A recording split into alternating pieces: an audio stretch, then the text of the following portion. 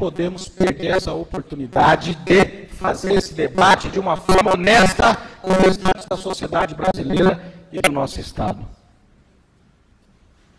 A tramitação desse projeto aqui na Assembleia Legislativa foi um longo processo de convencimento.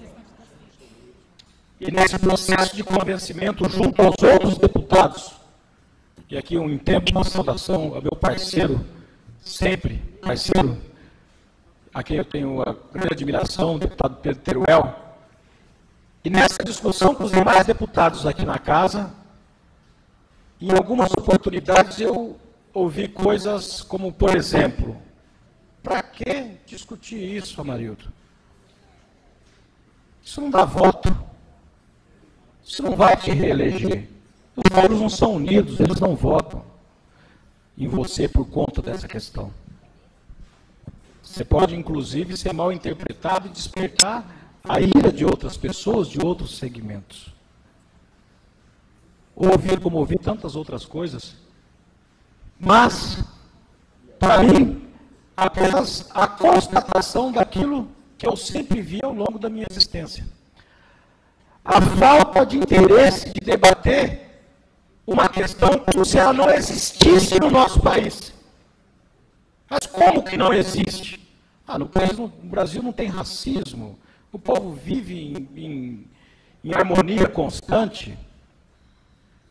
Só que 120 anos depois da abolição da escravatura, o número de pessoas que nós temos negras dentro das universidades públicas ou dentro do serviço público é tão pequeno que pode ser comparado aos números de 120 anos atrás, ou seja, quase nada.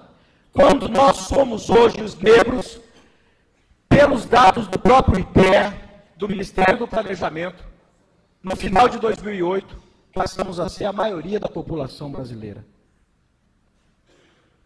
Só que é uma maioria que se reflete nos presídios, se reflete nos bolsões de miséria, mas não se reflete dentro do serviço público, não se reflete dentro das universidades, e que se nós não tivermos ações afirmativas, não tivermos coragem de debater a questão, não tivermos coragem para colocar o dedo na ferida, de uma forma harmônica, com bom senso, com responsabilidade, nós não vamos mudar esse quadro nos próximos 120 anos também. Os Estados Unidos da América do Norte conseguiram eleger um presidente negro porque há 50 anos atrás houve uma luta institucional, uma luta do povo por direitos civis, e uma das consequências, inclusive, foi a implantação do sistema de cotas. E o presidente Barack Obama e a sua mulher Michelle são beneficiários do sistema de cotas em Harvard na década de 80. E foi isso que permitiu que ele tivesse condições de fazer Harvard, de se formar e de mostrar para o mundo inteiro, porque o mundo inteiro torceu pela eleição do Barack Obama, de mostrar para o mundo inteiro que não existe absolutamente nada que faça dele menor em função da cor da sua pele ou menos capaz em função da cor da sua pele. Essa discussão, ela é tão atual, não pela eleição do Barack Obama, mas pela existência do racismo. Eu agora, antes de vir para cá, estava vendo uma reportagem, agora há pouco, da imprensa noticiando um caso de racismo do cantor Dudu Nobre, vindo de Nova York essa madrugada, e que está sendo denunciado numa delegacia especializada de crimes raciais no Rio de Janeiro. Tem o caso aqui do Anderson, fevereiro, dona Clarice. Janeiro desse ano. 14 de janeiro. Aqui em Campo Grande, na nossa capital. Um rapaz brutalmente assassinado pelo tio da namorada, que era branca e que não admitia o namoro dele, negro, com a sobrinha branca. Nós estamos há 120 anos jogando essa discussão para baixo do tapete. E é isso que explica que os indicadores sociais e econômicos não mudam. E um detalhe importante, eu falava dando uma entrevista no programa do Ben-Hur, que teve que se ausentar, esteve aqui presente, que é uma referência, uma pessoa, meu companheiro de muito tempo, a quem eu tenho grande respeito pela dedicação, pela forma como sempre também tratou dessa questão. Eu tenho certeza absoluta que a imensa maioria do povo brasileiro não é racista, não tem ódio no coração, mas não entende que o sistema, de uma maneira geral, ele nos leva ao racismo, a colocar no gueto, principalmente os negros, que foram escravizados há mais de 200 anos, por mais de 200 anos, e quando houve a libertação, o Estado que permitia a escravidão disse o quê? Bom, não existe mais racismo daqui por diante, agora todo mundo é igual, pode todo mundo competir no serviço público, no acesso à escola, no acesso aos bens, nas oportunidades, mas como que vai se competir em pé de igualdade? E o Estado que permitiu a discriminação lá atrás é o mesmo Estado que tem a obrigação de reparar. Porque como nós fazíamos a discussão na Comissão de Constituição e Justiça dessa casa, quando apresentamos o projeto, que inicialmente tínhamos 4 votos contrários de 5 membros da comissão, e tivemos que fazer um trabalho de convencimento, e acabou esse projeto sendo aprovado por unanimidade dentro da CCJ, chegou-se à conclusão que o preceito constitucional que manda promover a igualdade no artigo 5º, ele manda promover a igualdade tratando desigualmente os desiguais para que a partir daí nós possamos atingir a igualdade. É isso que manda a Constituição, portanto o projeto ele é extremamente constitucional, é justo, está sendo debatido no Brasil inteiro, tem resistência, mas tem a Constituição a seu favor.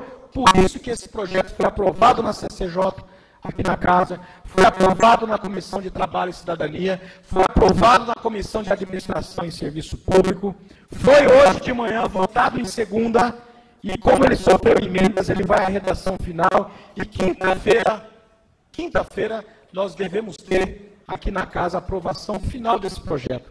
Aprova-se o texto final, a redação final do projeto, ele está pronto para ir a sanção ou veto do Executivo.